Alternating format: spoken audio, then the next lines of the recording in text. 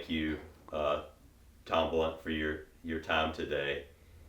For those of you who may be listening to this and who do not know Tom Blount, he is a lifelong resident of Hopewell.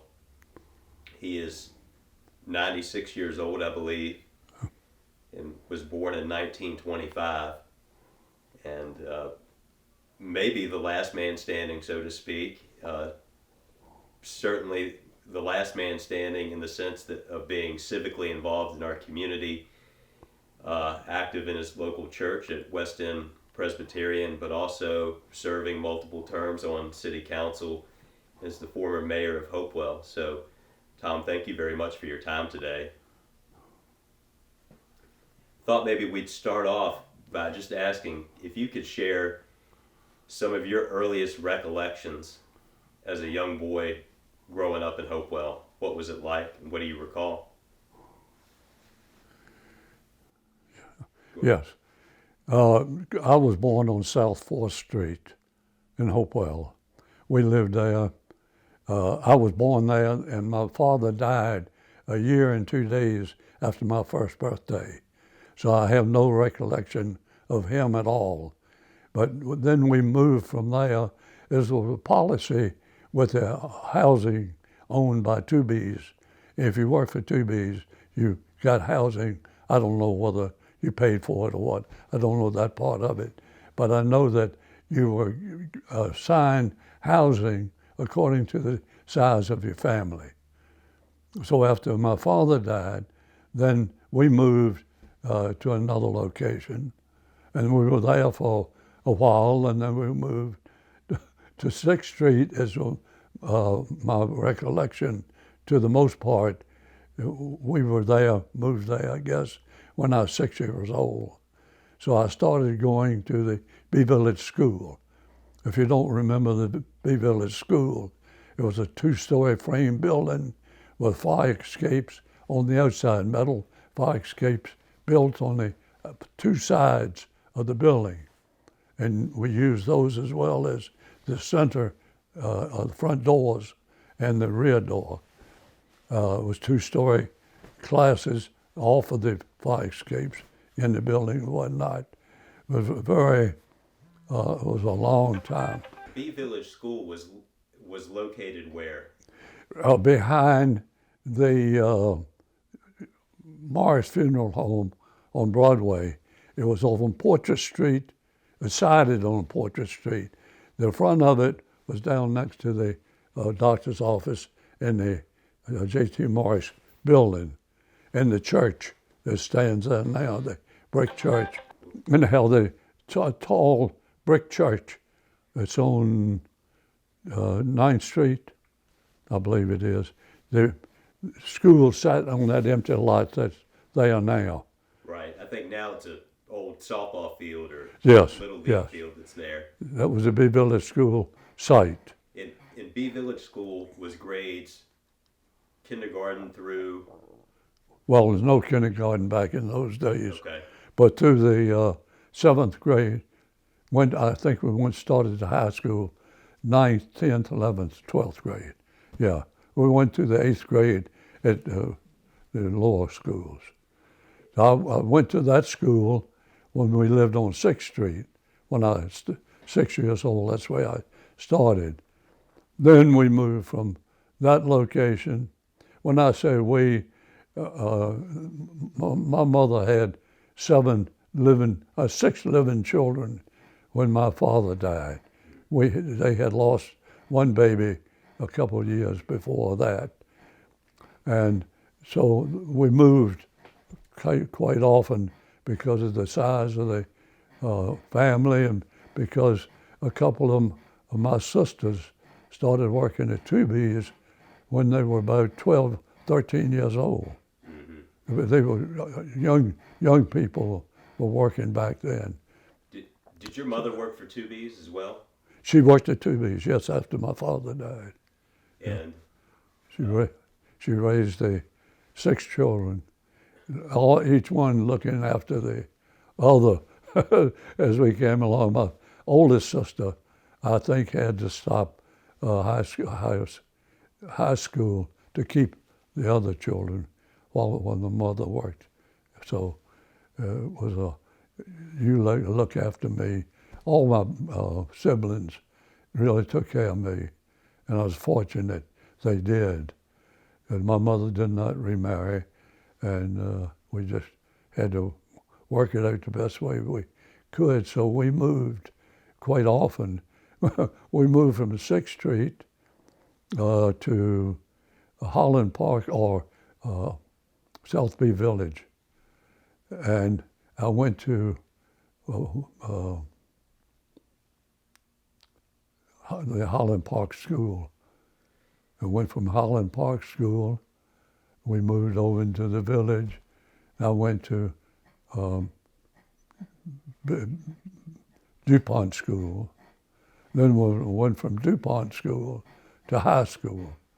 So, well, I did get to that many schools. And I did not finish high school. I quit.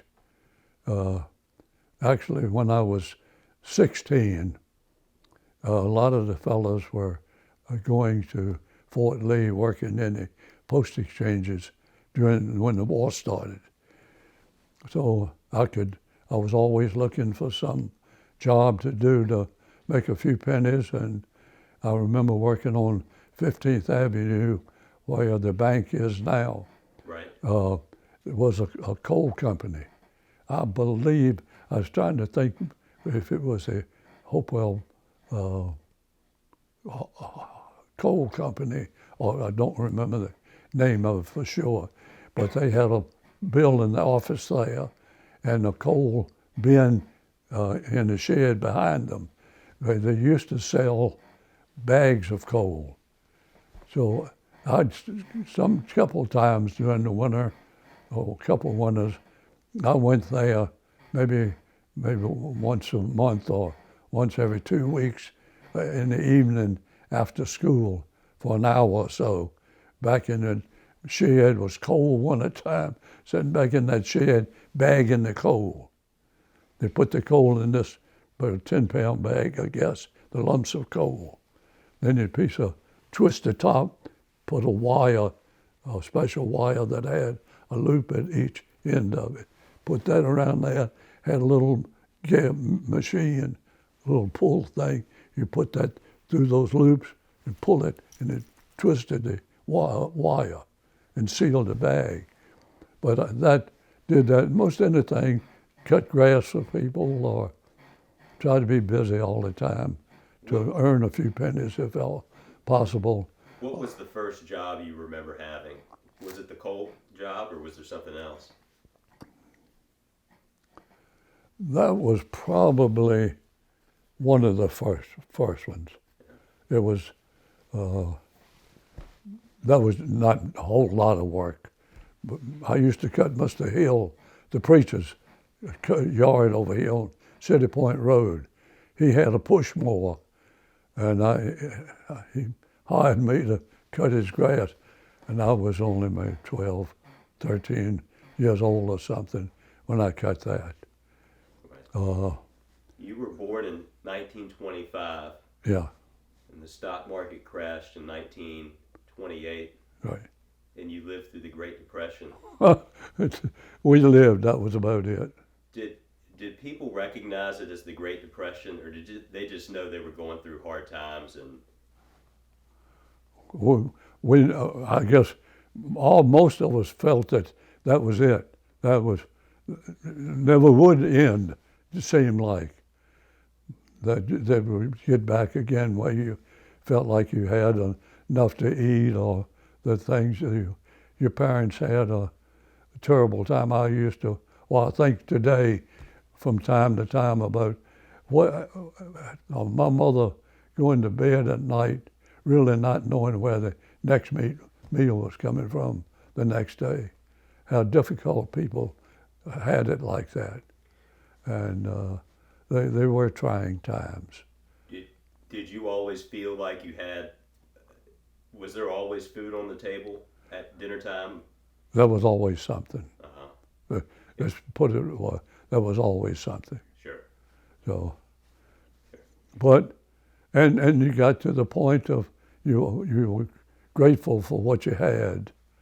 And many times, people, there'd be a knock on the door, you go to the door and there'd be somebody passing through wanting to know if you could spare a biscuit or something. There were difficult times. And not to say that the people, it was difficult not to have things you wanted or would like to have had. I remember one time we lived, there was I think 5 houses joined side by side on City Point Road where the recreation center is today. There was, I think, 100 City Point Road. It was right at the road. You cross the track to the car shed. Mm-hmm. Was a row of houses there. We lived in one of those. I guess was one of the last ones that we lived in. That all the family, not all the family were there. My 3 sisters had married. We were living elsewhere. My oldest brother was in the peacetime army, and my brother just above me, he was 4 years older than I was. My parents had lost one baby during by my brother Bobby and myself. We lived there, and he finished high school when he was there. But when I got to high school, I never was very smart. English was my worst subject, I believe. But in high school, one of the teachers required you to stand in front of the class and give oral book reports. I don't know whether you had any of those or not, but I could write a book report, but I would not stand up in front of the class and give an oral report. So that did not liken me too much to pass in English. So in 1942, I should have finished, I went to Fort Lee one week. There were several of the boys in high school were working in the PX. So I went out there, took off from school one day, went to Fort Lee and went and asked the exchange officer. He wanted to know why I was there in April, why I wasn't in school. And I asked about a job. He said, "Oh, you still in school, aren't you?" I said, "Well, yes." He said, "Well, when the school is out, come back and I'll put you to work. I've got enough schoolboys right now." The schoolboys were just in the evenings and that type of stuff. So that was a Friday. Very next Friday, I went back again. Then the secretary took me in his office and he looked at me. He said, "Weren't you here last week?" I said, "Yes, sir."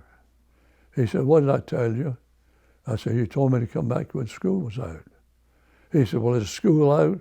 I said, "No, sir, but I need a job." He called the secretary and he signed him up and started him tomorrow. So you went to work at the PX?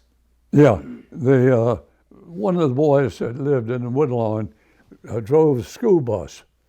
And in the morning he left home, he would go to East Petersburg, where the old railroad overpass is on 36.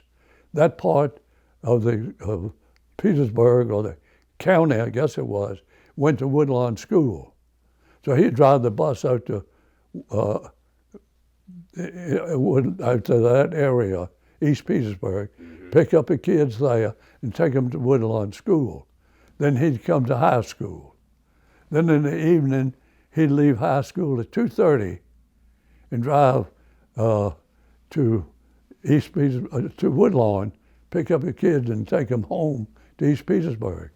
So 3 or 4 of us that worked at the PX, or one of the PXs, would ride with him. He let us off at Fort Lee, and we would walk from the highway back into wherever the PX was that we worked at.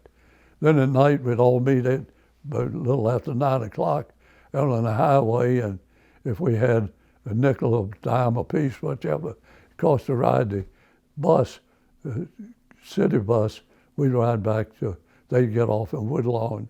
Most of them worked there. I lived in Woodlawn. Then I'd go up to 15th Avenue where I lived. And that was the way we went on. So when I was about 6 months, I made assistant managership of the PX I was working in.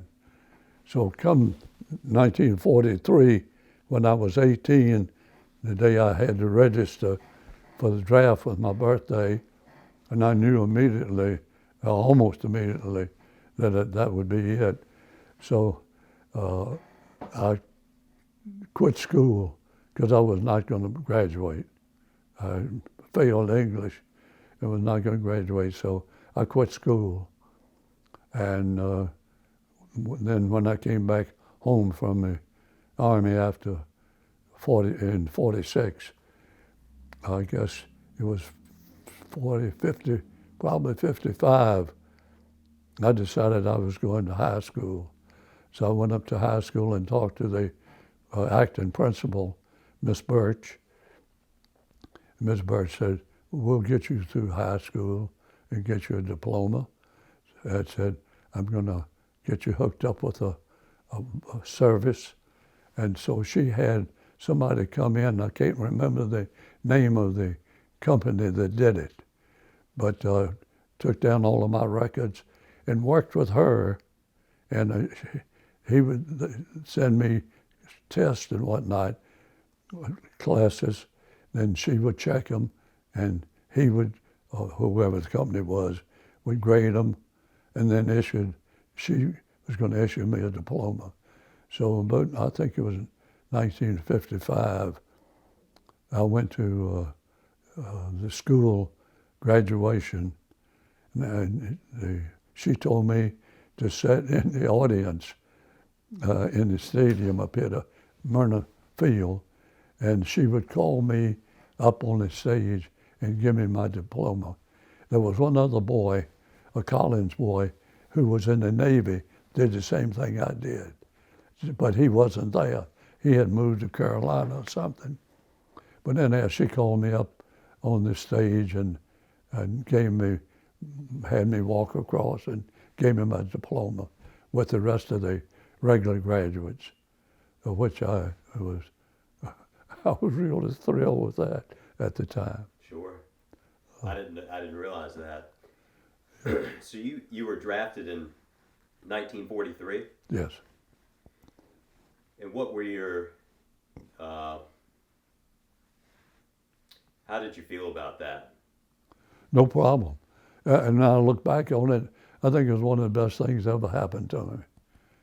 You know, a lot of, in the family side, not a lot of opportunities, or even during the Depression or whatever. That was all behind. Then everything could be ahead, well, something to look forward to. I thought the military was great. Mm-hmm. I went to Camp Grant, Illinois, for my basic training. As soon as that was over, I was shipped to Richmond, California, which was outside of San Francisco. There's an Army post there. I went there for about 3 weeks, waiting for shipment to Oahu. I was on Oahu at Fort Shafter and, another post there. I was there for 12 months. Then I was shipped from there to Iwo Jima with a medical supply group, and spent the invasion there for the medical supply thing we set up to keep the field hospital with plenty of supplies and whatnot. And I stayed there. We got there sometime the latter part of February. The invasion started the 19th of February, and this was a week or so when we went ashore. And That was about 30 days before the island was secure. But I stayed on the island. I think they were keeping my group there in case for the invasion of Japan. And I'm happy for Harry Truman having the bomb drop, so we didn't have to go into Japan. Right. I firmly believe I'd not be sitting here today if we had them. It's just that way. We watched the B-29s going over the island every night, bombing Japan somewhere.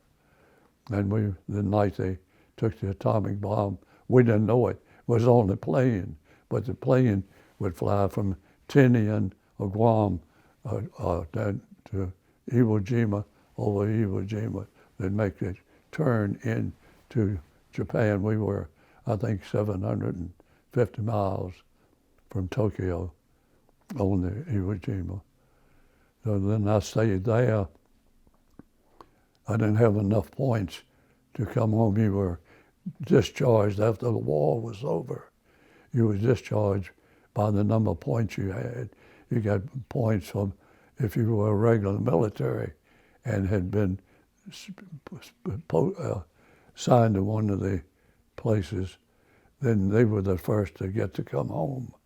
And the others, we had to wait till a number of months that you were in the military and where you were and all of that. So it was Christmas Eve of 1945 before I left Iwo Jima and came from there to California, then home.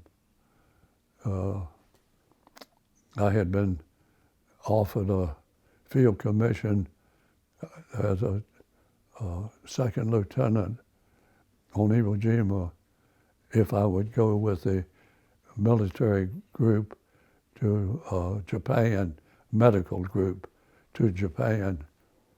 It was all, in my case, I had enough points to come home. And so, but the major that was getting the group together to take to Japan for mercy, health reasons for the Japanese, asked me to go with them, or if I would go with them, what knowledge I had of the medical supplies and that part of it. And he said, I can get you a field commission. I said, well, that sounds very good. He said, but the only problem, you wouldn't be able to go home for a year. I said, sir, I said, I have not been home or seen my mother or my sweetheart in over 2 years. I want to go home. So he said, I don't blame you. So then I came on home with over 2 years in the Pacific. And that was a great part of my life. Not being away from home, but have opportunities that I had. I had the highest rank of the 21 enlisted men and 2 lieutenants that we had in the small group that I was with.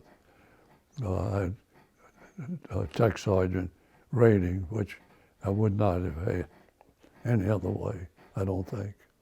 Did you meet other young men from Hopewell? Though I had met, well, when I was on Iwo Jima, or anytime you were on an army post somewhere, you go through a new unit, yell out, anybody here from Hopewell?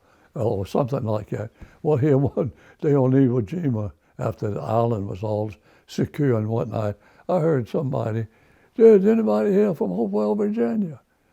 And I said, yeah, whatever. Well, anyhow, it was Jimmy Vergara. Wow. He was in the Air Force, and Jimmy had come into the air base there on Iwo with some group or something. I guess maybe in one of the, I don't know whether it was in the B-29 or not. But that was also a Bailey, John Bailey, that was, I did not see him. In fact, I didn't even know he was there until he had gone.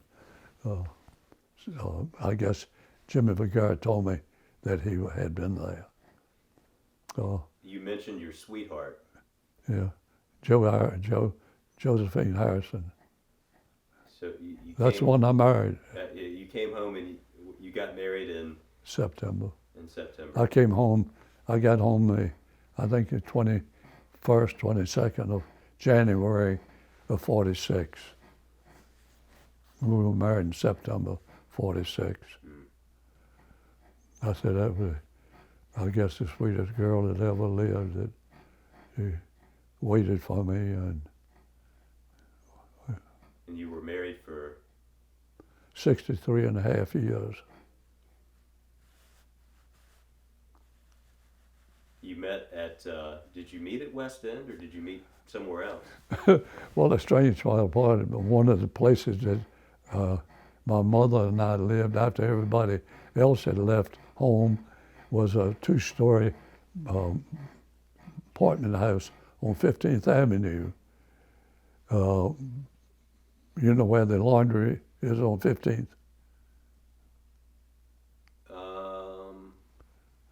Well, there was a laundry. Okay. They was all fenced in. Oh, yes. I know what you're referring to. Well, yes. down on the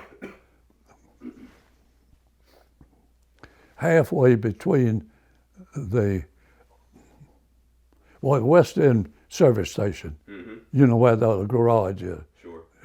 Between there and the building right at the church, the store building, it's not a store building anymore, but between there and West End Church, in the middle of that block. Uh-huh. In the middle of the block was this two-story wooden frame building. My mother and I had an apartment there.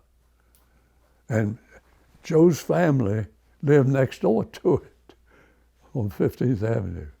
So I got to know her a little bit and I joined West End Church in 1938. Okay. And she went to there. So we were in some of the classes together, but it was just knowing her and all the other people, I guess.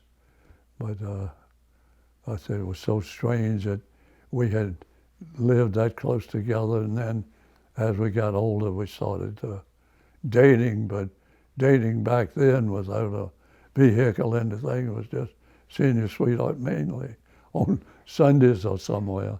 Mm-hmm. But you mentioned the church, West End. Maybe spend a couple minutes talking about the church building. I know it's different from what's there now. There's been a couple different buildings, and maybe spend some time talking about Bill Hill. I think people would appreciate that. This is on the side. But it was the year before your father died that he was connected with Joy Fellowship. Right. Before he came to West End. He was, after that, then he got involved with, what was the preacher's name? Joy Fellowship. Charles Bennett. No, Charles. He got involved with the radio station and had your daddy involved in some of it, interviewing people. Okay. So they interviewed me about Mr. Hill. I didn't realize that. Yeah, maybe you can find it. It was interesting. And anyhow, your dad asked me on behalf of Charles and so he and Charles interviewed me about Mr. Hill. But, Mr. Hill was a great man. I think he did a tremendous good for the city of Hopewell. I know he did a tremendous good for the people that attended West End. He was a good man and good preacher. Did he found the church, or was the church No, there for him? There was a school teacher, Mr. Dupree. He and his wife started in a frame store building, an old force wooden frame building that was right there where the church is now. And that's what was used for the church. had theater seats in it and all wood and all that type of stuff. That's when I joined the church. But in recent years, before one of our new preachers came, I volunteered to go through the session books for about 30 years and pick out things that we did, policies and whatnot that had been appointed for the church by the session. And so that the new preacher, if he wanted to, he could read it and see some of the things that had happened there and all that type of stuff. And I found my wife Jo's, I found her name and my name joining the church the same night in 1938. You remember that? I hardly remember. Well, I guess maybe I do, but I don't know that I really knew her or I knew who she was or was just part of the young people's group at the time.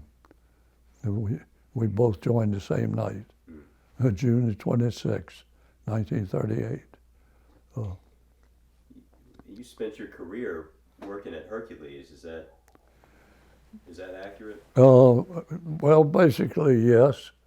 I quit work at Fort Lee. Well, when I came back from the military, I went back to Fort Lee in February of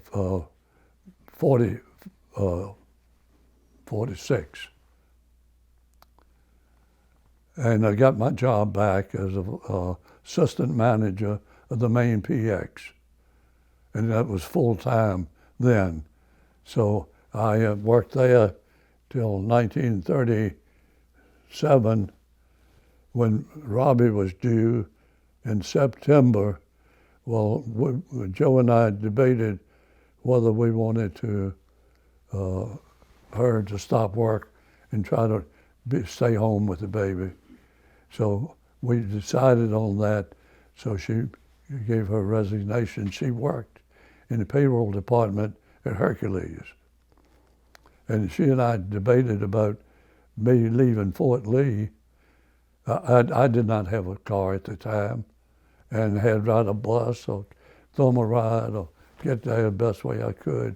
But in the city at that time, there was a city bus that was running through the villages, through the city, and over to the plants in the morning and the evening.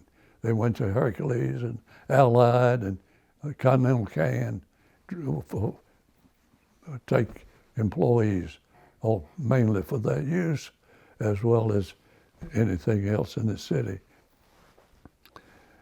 And I was decided, well, that sounded, she was riding that sometimes, but then she got a ride with one of the men, Fred Marine.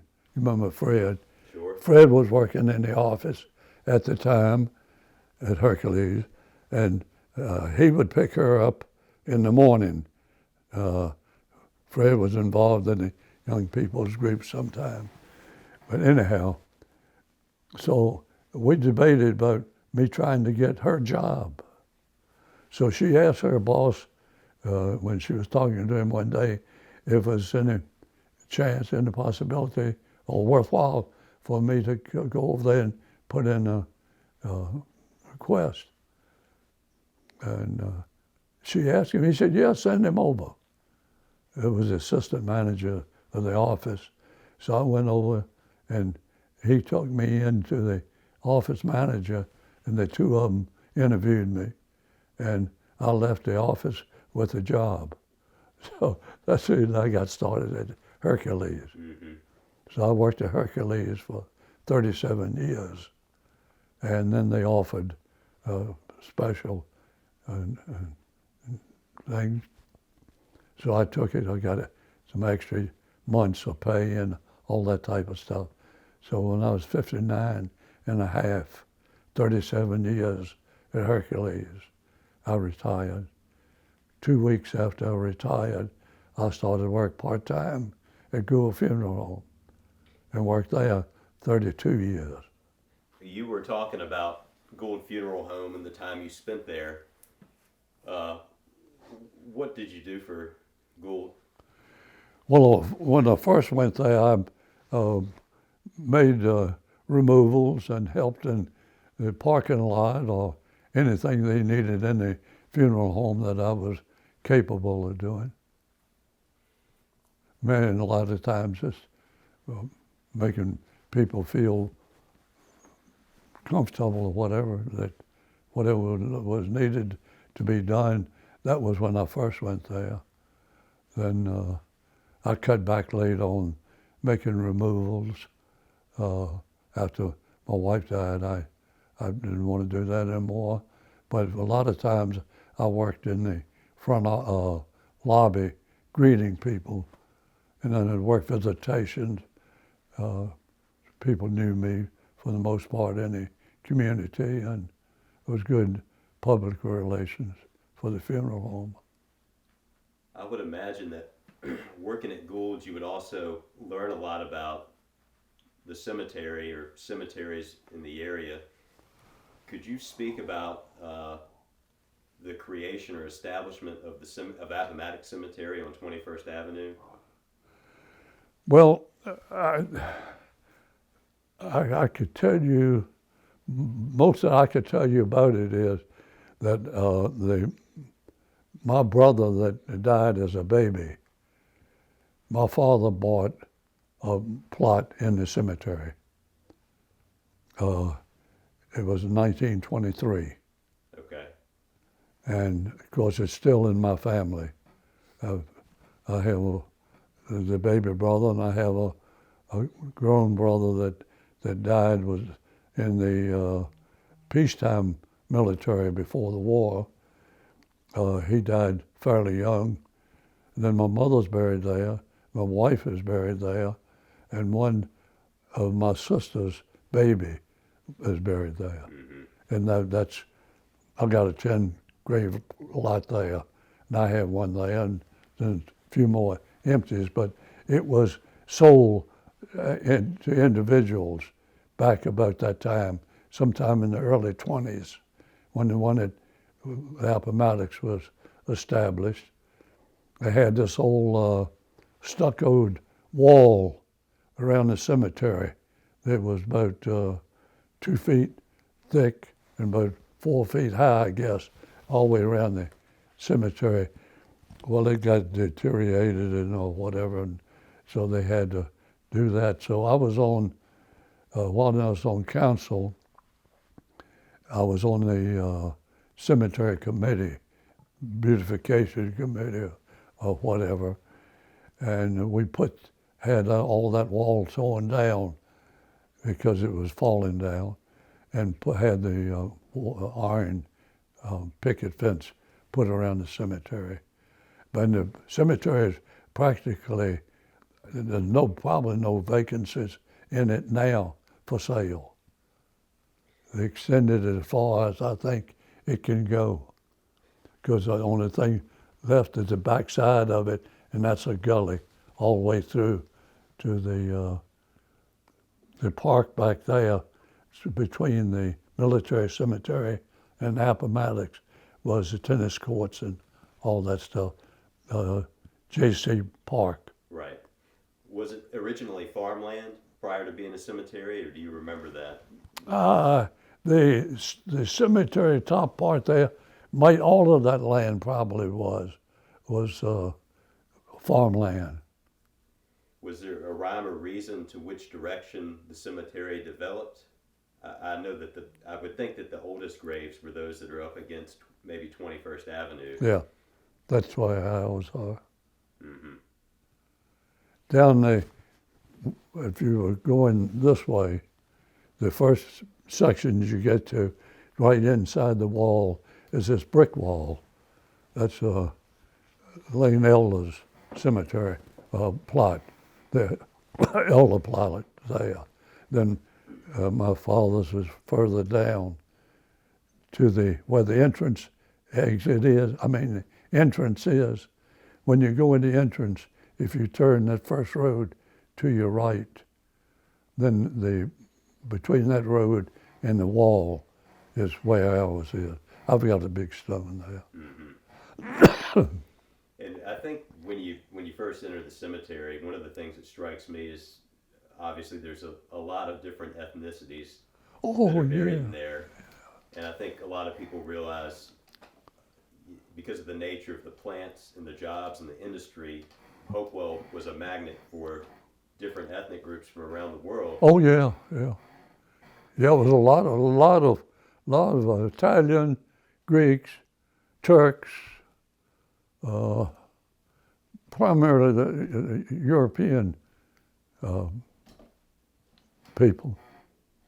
And everybody had their own, I guess, community or. Well, mostly in the city. If you take where West End Presbyterian Church is, back in that area, there were a lot of Italians.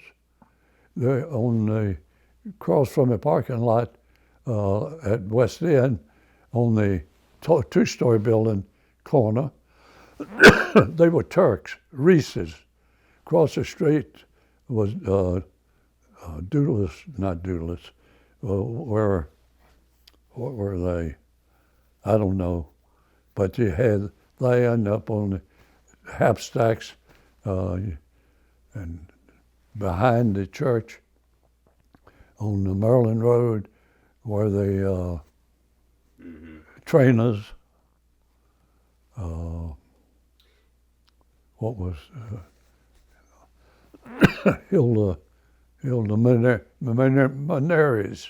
Maneri family. There was just people, all type of people, and they all sort of did like that at the cemetery. They had sections. Right. You find a lot of them like that. Now, the later years, they have other places in the cemetery, but right at the exit, to you're right on the exit, there's a large section there of Italians. So they scattered through the cemetery, but they went through the cemetery all later, year of death. Okay. The others were probably right after the World War One. Of course, there were a lot here for the DuPont plant, and they had established a home here, so they just stayed. I'd like to maybe take the next couple of minutes, and I'll call out an event, and you share your recollections of it or your story from it. I know this was before you were born, but the Hopewell fire in 1915. Do you remember any of your elders or neighbors talking about or sharing stories about the fire? Not really, but I remember downtown there was a big basement. I guess it was Porter Street, between Porter or right next to Hopewell Street, was a hotel or something, and there was a basement. It was just a big hole in the ground for years that had burned down or destroyed during the fire. And there was another one behind the American Legion, I believe it was. Yeah, there was a two-story brick building. I'm not sure what it was, but the old police jail used to be down the end of Porter Street. Mm-hmm. But that two-story brick building, always heard the story that there was a sawmill inside that building after it wasn't used for anything else or something. And there was a huge pile of shavings, sawdust and stuff outside the building that they had piped the dust, sawdust and stuff to blow out of the building and piled up on the side of that building. And for some reason or another, they found that there was a whiskey still in that building, and they had vented the odors and whatnot out through the side of the building, into that pile of sawdust or shavings, and that killed it. There was only a block from the police station. Now I heard it was one of the largest liquor sales anywhere in the area, but I don't know. Wouldn't be surprised. No, not at all. I was trying to think of somebody else could. Not many people older than I am that still remembers anything. Yeah, I've heard stories about gambling and Oh things God. of that nature downtown. And Oh yeah, yeah. And one barber shop in particular, where all the runners came or whatever. I know the car shed. You know where the car shed is? Down at the end of City Point Road, right, on the railroad track. That in that car shed, every day when the number came in from the phone, somebody called it in, was the winning number for that day. For the numbers writers, they would take one of the pie plates, those cardboard pie plates or paper plates or whatever, and write the number on that, hang it up on a hook inside the building, where people used to come in there, see what the winning number was that day. People played the numbers. yeah. Yeah. Um, But the fire, I just can't remember people even talking about the fire. what about the bus crash? Yeah, I remember as a kid, I guess it was was it a Sunday, not a Sunday afternoon. I don't believe what it was. Where did I hear it first? I think I had a sister. I had two sisters that lived in West Hopewell. They lived across the road from each other but anyhow, I believe I had been out there and was walking home. And I got home.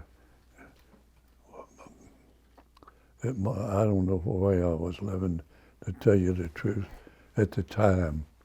I think maybe on 15th Avenue. Mm-hmm. What year was it? 30? Early 30s, I think. Yeah. But I just remember it happened, Right. and I think it was real bad Sunday and whatnot.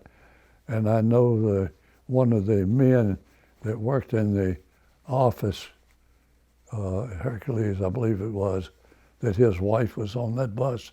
She had been to Richmond shopping or whatever. But it was It kind of surprised me earlier to say when you said that you didn't like public speaking in English class because you went on to run for office and pursued elective politics and you were active in the church and maybe spend some time. Why did you decide to run for city council and participate in public life? well, I was just timid when I was young. I was just timid. If I was walking down the street, and a lot of people used to sit out on the front porch a lot. If I had passed people sitting on the porch or something, sometime I'd get on the other side of the street and walk. I was just, I don't know why. I just felt timid or not embarrassed, but I just didn't get too involved with things. I guess I don't know why, but anyhow.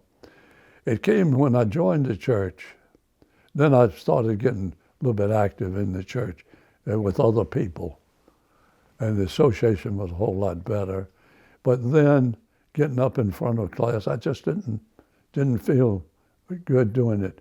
I didn't feel, I'm not going to say I didn't feel like I was as good or up to people as I should have been.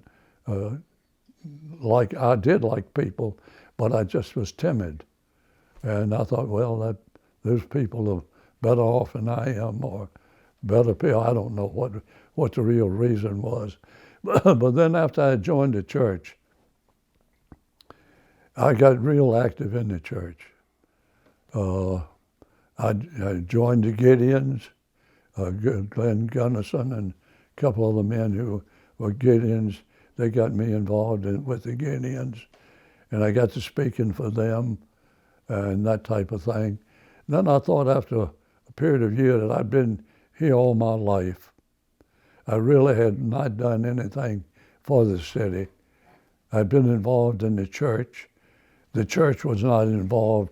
I don't know of anybody else that had ever been on city council from the church other than me.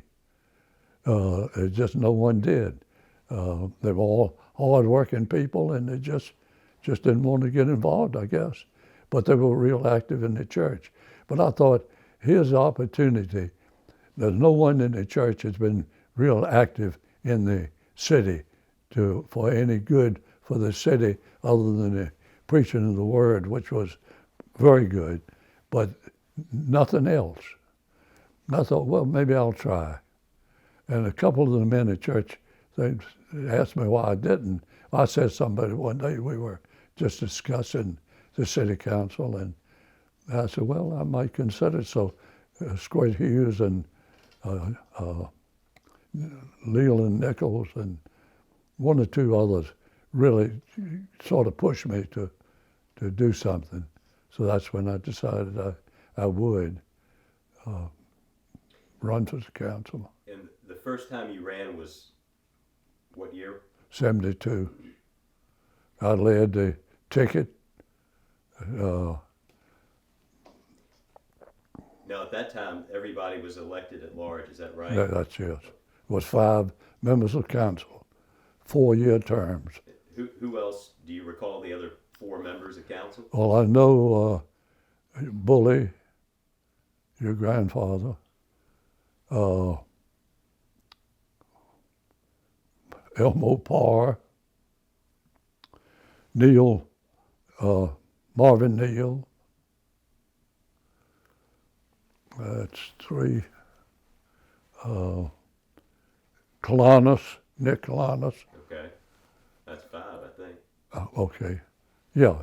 What were the dynamics of the 5 of you that were on council? What was it like then? It was good. Yeah. It was good. In fact, we every time we had a council meeting, we would meet in the city manager's office half an hour prior to the regular meeting. Okay. We had an agenda. We'd sit down and go through that agenda.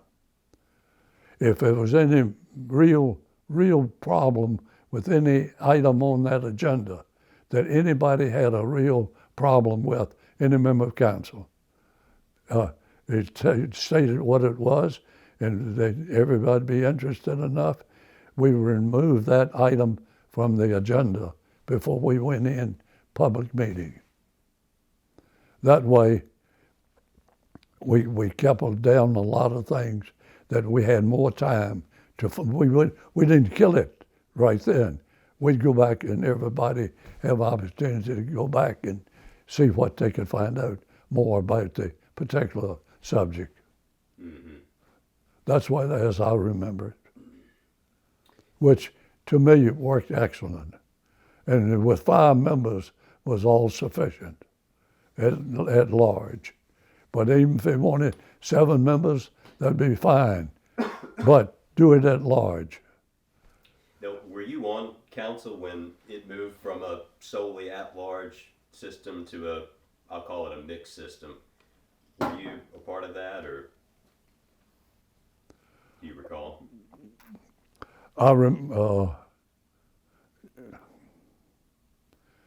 Let's see. I know that I was on that when they had changed to not at large, but ward. Yeah. Yeah, that was, I thought, one of the worst things that happened. It just, because at large you had so many people that ran for council. So when you went to the ward system, there were less people who were interested in participating? Yeah, a lot of people just didn't want to get involved. Yeah. So you were, I think you told me when we were off camera that you were served 3 terms, some as mayor, some as vice mayor. What were your biggest accomplishments looking back, or what were you most proud of during your time? Well, I know that I was on there when we finished the waste treatment plant. I was on there when we opened the recreation building. That was two of the main things I think were important. Do you? Is there anything that stands out? Either it doesn't have to be during your time in council, but just living here your entire life. Is there anything you think that maybe we missed the ball on, or could have done? Wish we had done differently if there was a second opportunity? Well, I think back as a child, even as a child, I had enough reason to think that we'd been better off if a 2B's plant had not struck. Right. So that killed my family for the most part. A couple of sisters working there when they were real young girls, and then mother working there, and then when that struck, then the depression. That was just that's a whole lot more than a kid has to go through. Sure. But to think of what a parent would have to do to keep a family together and to take care of them, that was one of the, I think, biggest things that happened in the city of Hopewell. I don't know how better it would have been, but then again, we don't know. At 96 years old, you've had a long life, and you've been active in the community, and you've had a lot of time, I would imagine, to think. Is there anything that you would like to share with people, or them to remember you by?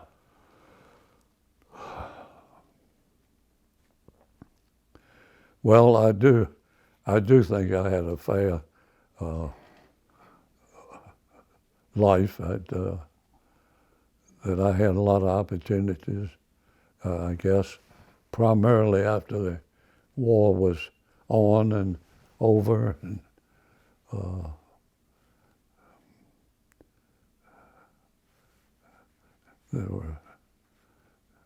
I probably was a whole lot easier raising a family than my parents were. Mm-hmm. The opportunities that things, well, just ordinary life. Mm-hmm. Everything that's happened and whatnot, and there are things that happen sometime in the city that just didn't set right. But then again, it could have been better. Mm-hmm. Well, I think I can say on behalf of a lot of people in town, thank you for everything that you've done for our community, and for so many people here. You're definitely a special person, and we really appreciate everything that you've done for our church and for Hopewell. And we thank you for your time today. Well, I feel blessed. I really do. My family has had opportunities that me and my age families did not have, and I think most people here have made the best of what they had and appreciated what they've had. And it's been a hard-working community and a decent community, I think. There are things in the city that were done that could have been done better. I think the churches in the city are tremendous, and I had an opportunity to be part of some of it. I think I know my father was well respected. I've had people tell me things, some of the older men in past years. I had always had uh, a favorable relationship with older men. Because I didn't have a father after a year old. And I just felt that that was a big help to me. Uh, my grandfather, my maternal grandfather, came to Hopewell and stayed with us, my family, for a couple of years. And I know that I remember him. I don't remember my father at all, but I remember my grandfather. Mm-hmm. And what a blessing that was to have a grandfather. Only one grandfather I ever remember. Never remember a grandmother. I don't think any of them were living when I was born, but I think something like it I know. Joe and I were privileged to have Meredith and Paige to stay with us from time to time when they were coming to West End school. Robert, Debbie would meet us halfway. I had retired, I guess, by then. We were halfway to Petersburg and pick the kids up and take them to West End. And then in the evening, pick them up and take them halfway back to Petersburg. And then on Wednesday night, they had activities at church. So the girls stayed with us on Wednesday night. And then on Sunday night, they stayed with us Sunday night. That way, they stayed most of Sunday with us, but Sunday night they stayed with us, and we got them to school on Monday morning, which gave them more time for home or whatever. So, Well, I know that they really appreciated and valued the time that they got to spend with you both. oh, they're the lovingest girls you ever saw. Of course, our grandson, they lived in Raleigh, so we didn't have that opportunity. Right. You know, like Meredith Meredith has opportunity in Texas, but not like she would have had here. But anyhow, it's just family, I think, has a lot to do with a person's life. Mm-hmm. It's a minute and a half on there if you Well, want. we're almost out of time. If there's nothing else that you'd like to share, we really appreciate you taking the time to sit down with us, and thank you.